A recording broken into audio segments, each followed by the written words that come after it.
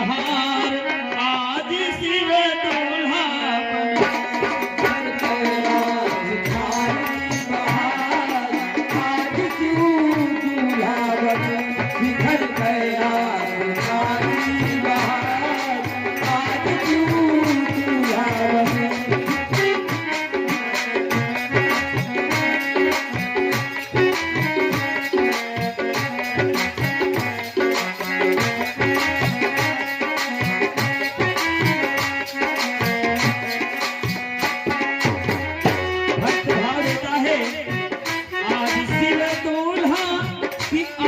शिव दूल्हा।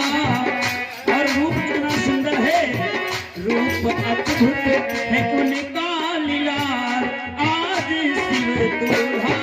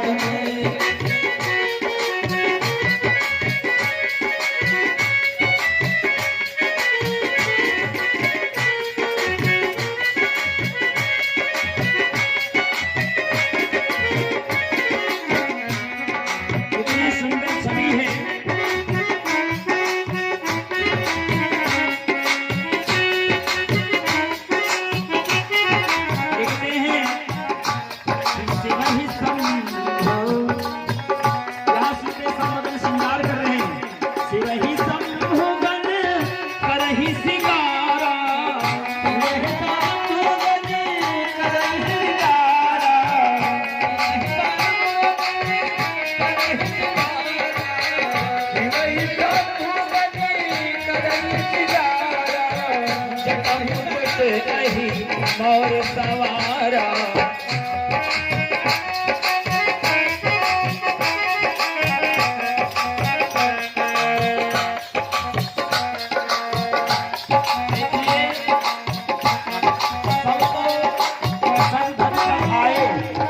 लेकिन शिव को कोई दूल्हा नहीं बनाया। नारद जी पहुंच गए, बीच वाले मंझिया है ना, तो कहा थोड़ी व्यवस्था दूल्हे सरकार की होनी चाहिए। व्यवस्था क्या है? कहा व्यवस्था कुछ नहीं, कहा कोई तो सजा सकता है तो दो बार आए, कहा हम सजाएंगे। कैसे सजाओगे? कहा इनकी कुछ सामग्री वो तो लाइए घर से। तो कहा जब इनके घर ही नहीं तो सामग्री की बात कहां से करें? इनके कोई घर ही नहीं। शिव संभोगन करहि सिंगारा जटा मुकुट अहि मोर सवारा।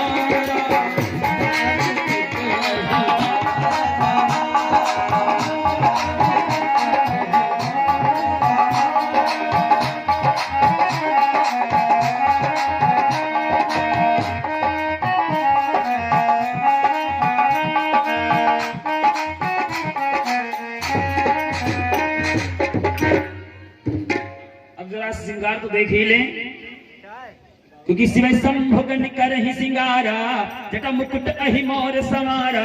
कहा सबसे पहले तो मोर चाहिए है? कहा नहीं है। कहा फिर? शिव जी ने कहा हमारे पास व्यवस्था है, हमारी बहुत बड़ी जटा है।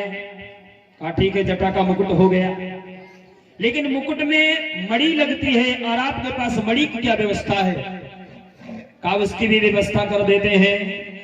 सहस्त्र फन वाले, 1000 फन वाले शेष जी को बुलाया और कहा तुम हमारे चारों तरफ से फन बना लो, एक मणि बाहर निकालना, दूसरी अंदर करना, इस तरह से चमकती रहेंगी मणि। क्योंकि दीप तो तेल बत्ती की जरूरत, मणि हरदम प्रज्वलित रहती है। तो शिव ही संभोगन करहि सिंगारा और जटा मुकुट अहि मोर सवारा। अहि नाम के सर्व और अहि है कौन? भगवान शेष जी। इसकी व्याख्या आगे आती है कि अहिनी संबंध विधाता अहि कुमार मोर लघु भ्राता। अहि भगवान शेष जी। शेष जी मुकुट में है। कहा तो ठीक है, शेष जी आ गए, मणि हो गई, लेकिन मोर के नीचे लड़ियां लटकती हैं, भगवान शिव ने कहा वो भी व्यवस्था है। कहा कैसी व्यवस्था करोगे? गंगा जी से कहा आप दिव्य धारा की उज्जवल प्रज्वलता प्रसारित करिए। बारंबार दूरस्थ से गंगा जी की धार चल रही है, बढ़िया लटकन बन गई भगवान शिव। कहा यहां तक तो तुम हो गए, लेकिन उसके बाद में कुछ तिलक कुलक है तुम्हारे पास, चंदन वंदन की व्यवस्था? का हमारे मस्तक पर सीधे चंद्रमा सिमहि शंभुगन करहि सिंगारा और जटा मुकुट अहि मोर समारा। कंकन के लिए कौन सी व्यवस्था है? कुंडल के लिए का कंकन कंकन पहिरे ब्याला। कंडल और कंकन दोनों, ब्याल माने छोटे छोटे सर्प जिनको कहते हैं, ब्याल छोटा सर्प होता है, उसका कुंडल बनाया और कंकन बनाया। का कुंडल कंकन पहिरे ब्याला और अशुभेश शिव धाम कृपाला। नैतीन उपबीत भुजंगा, जनियो बनाया भुजंग अजगर सर्प की। तब में विभूति रमाई, अनेक प्रकार से भगवान शिव सज गए। लेकिन कहा अब कोई वस्त्र है कि नंगे चलोगे? कहा यहां तो बाघांबर है। तो बाघांबर भगवान शिव ऊपर से तो पहन लिए, लेकिन नीचे जब धोती के रूप में पहनना है वो बन नहीं रहा है, तो एक सर्प को बुलाया। कहा ये तुम बेल्ट बन जाओ। सर्प बेल्ट बन गया और भगवान शिव चल रहे हैं। कहा कोई सवारी वारी? कहा हमारे पास स्पेशल सवारी है, नंदी भगवान। बाजा बाजा, कहा डमरू डम डम। कहा इसके बाद और कुछ? एक दूल्हा तीर लेता है ना, उसके पास है कुछ? कहा एक नहीं, तीन तीन वाला त्रिशूल है पूरा का पूरा। चले बस ही चढ़ बाजा ही बाजा, डमरू बजा रहे बागन भोलेनाथ। चलते चलते अब भगवान शिव किस प्रकार से चले कि पीछे की तरफ मुख करके बैठे, बैल के मुख की तरफ मुख नहीं किया बल्कि पीछे किया और उसकी पूंछ को पकड़ कर बैठे। भक्त ने भाव दिया ऐसा भगवान शिव ने क्यों किया? का एक तो ये कारण है कि बैल धर्म का प्रतीक है। धर्म की पूंछ पकड़ कर जो चलेगा पार हो जाएगा, लेकिन जो धर्म के आगे जाने का प्रयास करेगा वो डूब जाएगा। पहला कारण। दूसरा कारण, भगवान शिव ने, क्योंकि उसमें कोई देखने वाला तो है नहीं कि हमारी बारात में कौन कौन है कौन नहीं है, जो भी मालिक है भगवान शिव हैं, इसलिए पीछे बाराती और उन्हीं की तरफ मुख करके देख रहे कौन हमारी बारात में आया है कौन नहीं आया, निरीक्षण भी कर रहे हैं। अनंतर रूप से देखते क्या है कि वहां ब्रह्मा विष्णु सब अपने अपने भेष में चल रहे हैं। बाबा ने दुल्हन भी दर्शाया, आइए हम सब लोग दर्शा लें और बारात को किसी तरह पहुंचाएं, फिर विवाह तो कल ही कर पाएंगे।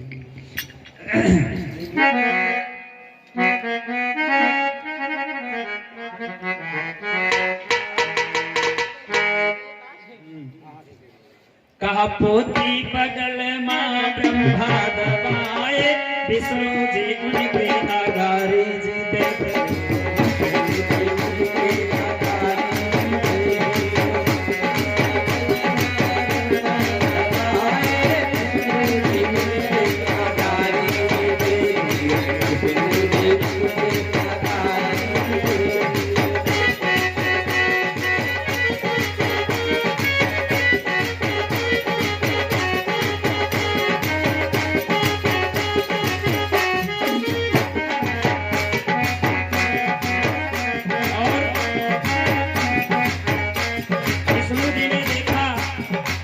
भगवान शिव का तो भेष बड़ा निराला है, तो कहा पर अनुहार बरात न भाई और हंसी कर रही हो परपुर, इसलिए बदलो। जिसको कहे सुनिए शिव भोला, तुम जैसे नहीं बराती।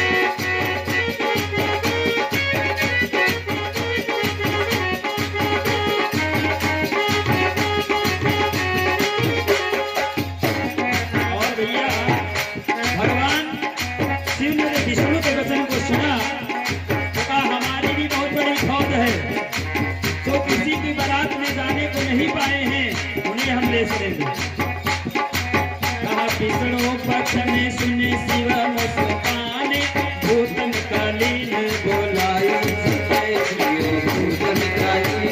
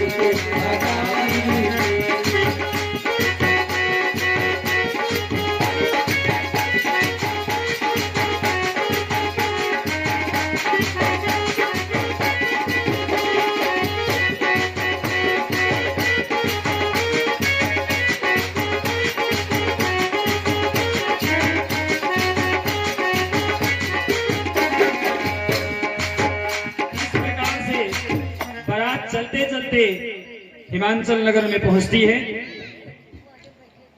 देव समाज को देखकर सब हर्षित हो गए, लेकिन जब शिव समाज को देखने लगे तो सबसे पहले बारात देखने के लिए कौन जाता है? गांव के बच्चे पहुंचे और जब शिव का विकराल रूप देखा सब डर करके अपने अपने घर भागे और अपने माता पिता से कहने लगे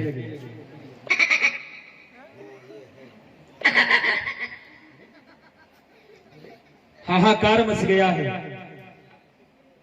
बिडर चले। सब भागते हुए चले जा रहे हैं डरते हुए।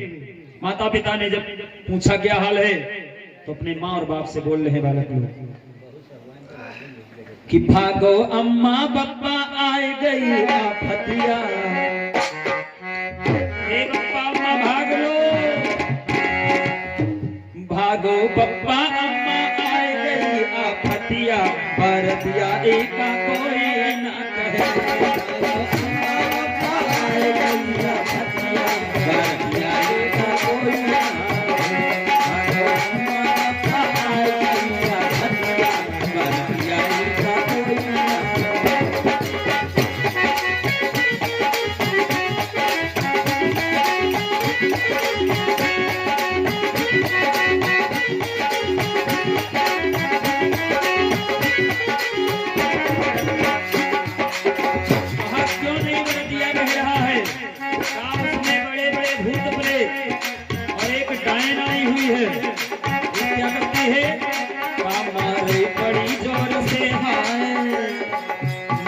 बड़ी जोर से टायन किल करिया। भारतिया एका कोई ना बड़ी जोर से टायन किल करिया। भारतिया एका कोई ना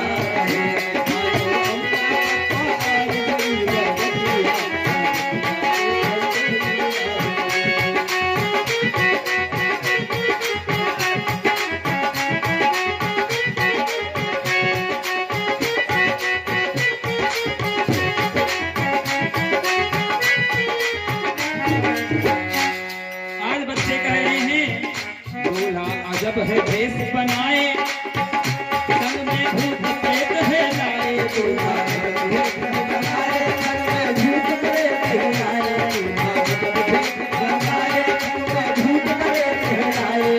और उनकी देखत लागे हाय, उनकी देखत लागे डर सुरतिया। भारतिया एका कोई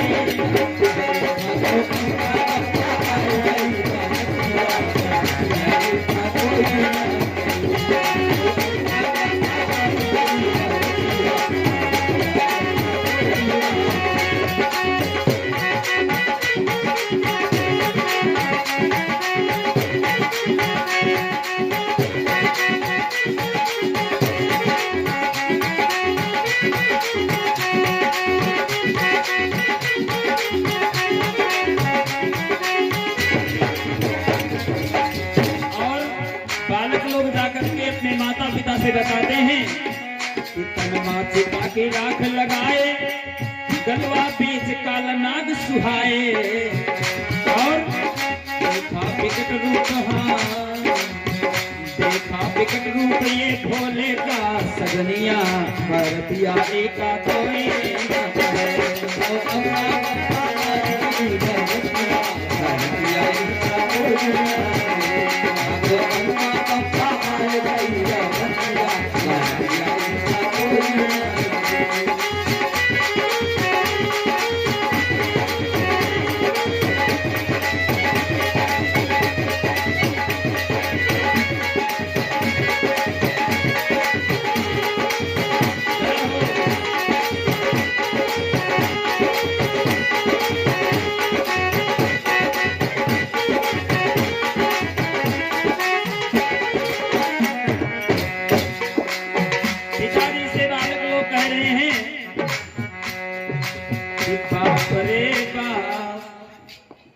बहुत तेज से रुदन करते हैं। कहा बाप बचाओ, कहा बाप रे बाप, अरे बिकट बिकट भूत प्रेत बिकट बिकट साथ, अरे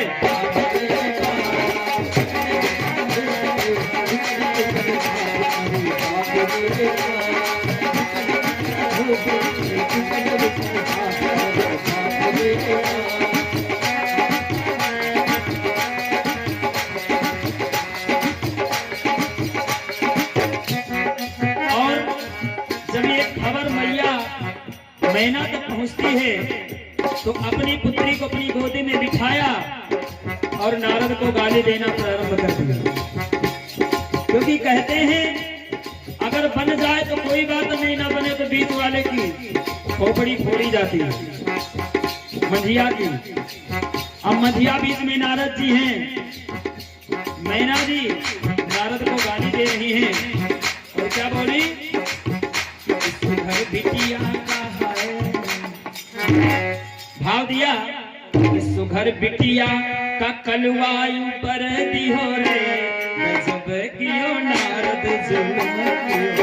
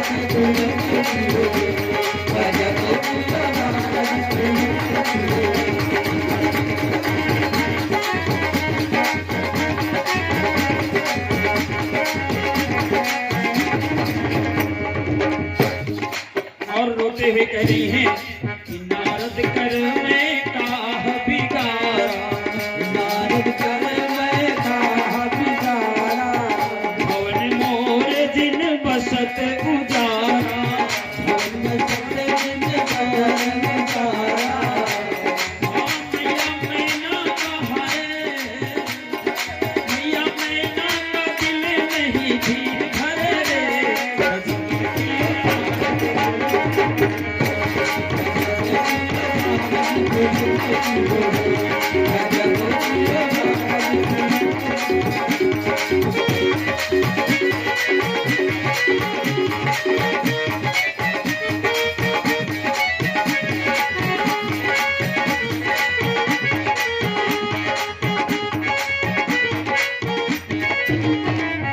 सुघर बिटिया का कलवायु पर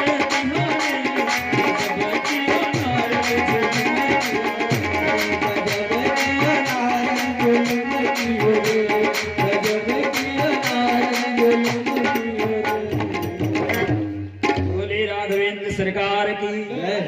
सत्य सनातन धर्म की, आज के आनंद की, भक्त और भगवान की जय हो।